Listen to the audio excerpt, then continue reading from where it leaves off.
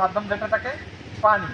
তো আমরা যদি তাপকে সীমিত করতে পারি তাহলে আগুন নেভে যাবে, কারণ আগুনের চেইনটা ভেঙে যাবে। দ্বিতীয়ত হচ্ছে দাহ্য পদার্থ সরানো। দাহ্য পদার্থকে আমরা কিভাবে সরাতে পারি? যেটা পুড়ছে সেটা তো পুড়ছে, পাশে সরিয়ে দিতে পারবো না, তাই না? তাহলে অক্সিজেন আমরা কোন সব কার্বনের অক্সিজেনকে আমরা কাট আপ করতে পারবো। যে আগুনটা ওদের মধ্যে সবার কষ্ট হচ্ছে বেশি সময়, যে চেইনটা, সেই চেইনটা ভেঙে যাবে এবং আগুন নিভে যাবে। আমরা প্রথমে সহজে কোন জিনিসটা সরাতে পারি? আচ্ছা, আপনার বাসা বাড়িতে, আপনার প্রতিষ্ঠানে বা আপনার পরিচিত কোনো জায়গায় আপনার সামনে আগুন যদি লেগে যায় তাহলে আমরা চেষ্টা করবো কাপড়, ভেজা কাপড়, সরু কাপড়, কম্বল, বস্তা যেটা হাতের কাছে পাওয়া যাবে সেটাকে আমরা ভিজি, আমরা আগুনটাকে চাপা। ঠিক আছে, এখন আপনাদের মধ্যে থেকে 2 জন সদস্য এগিয়ে আসেন। ধরেন আমি এটা ভালো আছে মনে হয় না?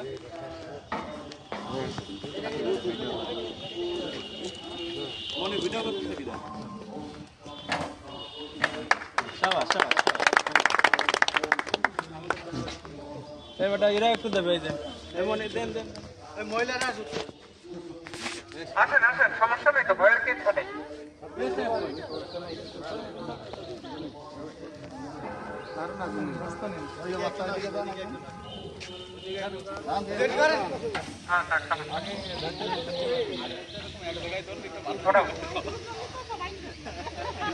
আমরা এখানে এই পদ্ধতিটা প্রয়োগ করার আগেই বলেছি আগুনের সূচনা করতে। আপনি অক্সিজেনকে সীমিত করতে পারবেন আগুনে যখন সূচনা হচ্ছে। আগুন যখন সূচনা হচ্ছে এর থেকে বড় আগুন মনে হয় না, ঠিক আছে? কিন্তু যখন আপনার নিয়ন্ত্রণের বাইরে চলে যাচ্ছে তখন তো আপনি অবশ্যই কল করবেন। আচ্ছা, এখন হচ্ছে আমরা এই যে ফায়ার এক্সটিংগুইশার প্রয়োগ করে কিভাবে নির্বাপন করা যায় সেটা দেখবো। যেটা নিয়ে আসছেন ওটাও ওকে।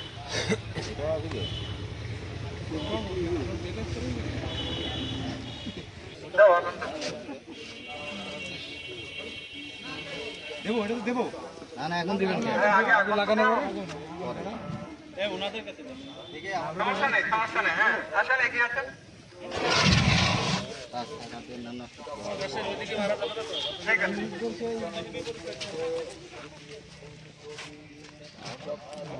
তাহলে আমরা এখন দেখবো আগুন নির্বাপন করা যায়। আমি একটু সংক্ষেপে ফায়ার এক্সটিংগুইশারের ব্যবহারটা আপনাদেরকে জানিয়ে দিচ্ছি। স্যার জি স্যার। পিন আনাতে একটা দেন, দেখুন একটু নিয়ে আসুন। ভাই এইটা দেন, এটা সমস্যা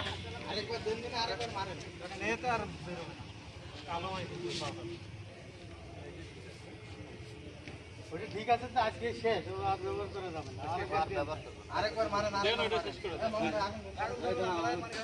আচ্ছা, আমরা সবাই একটু মনোযোগ দিয়ে ফায়ার এক্সটিংগুইশারের ব্যবহারটা শিখি।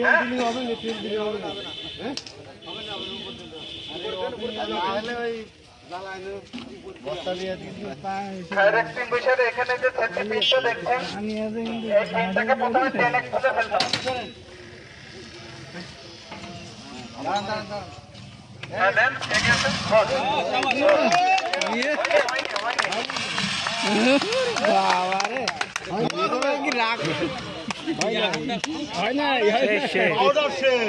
আমার সারা বস্তা গেল ওখানে, আমার সারা বস্তা গো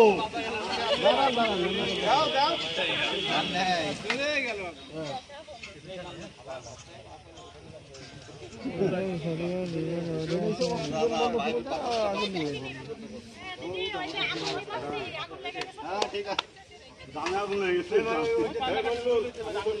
তাহলে গ্যাস সিলিন্ডার দেন।